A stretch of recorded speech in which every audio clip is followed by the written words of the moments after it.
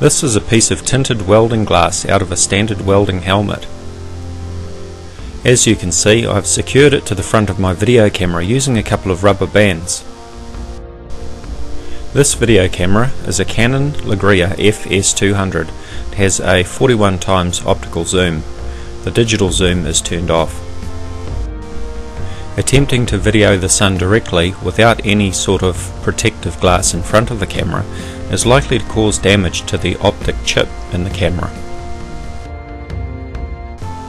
As you can see, it's still possible to see scenery through the dark tinted glass. Here we can even see the clouds.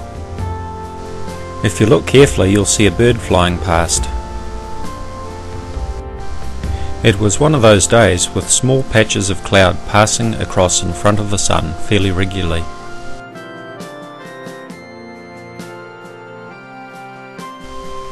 Here we can see the sun emerging from behind a few smaller clouds as I slowly zoom up on it. And then I got lost in the glare. Here we are zoomed right into the sun with a full 41x optical zoom. Here is a still grabbed off the video. You can see a couple of small sunspots here. The first one is at about 10 o'clock position near the edge of the sun. The second one is near the center of the sun.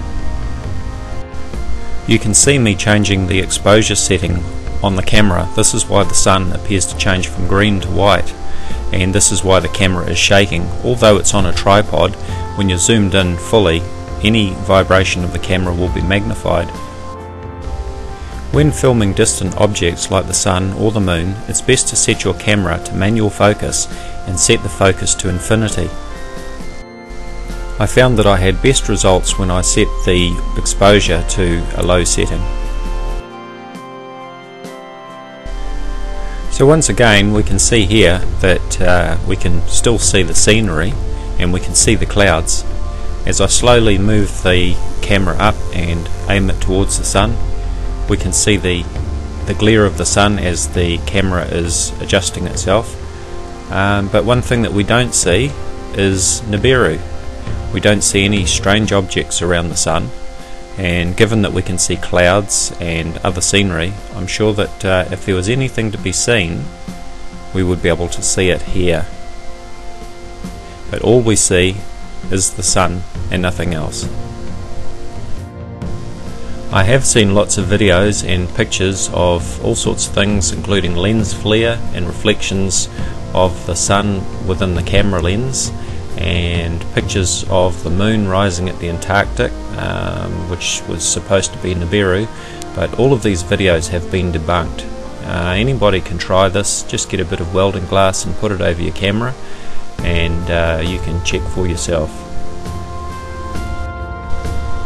Here is a still photo that I took of the sun. It looks pretty big, doesn't it, with all the glare? But how big is it if we have a look at the sun just through the welding glass? It doesn't look so big now, does it? In fact, the sun and the moon are only half a degree across as seen from the Earth.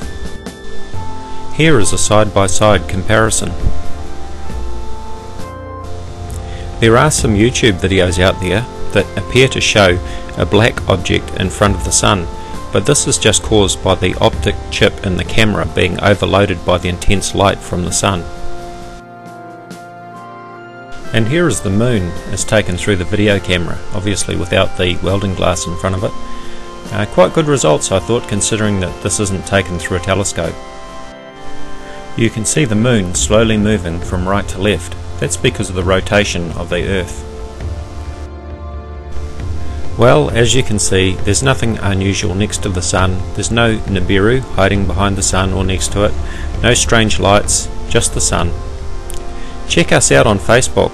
Look for Vortex, Voices of Reason to Explain X. You'll see a link in the description box. Thank you for watching.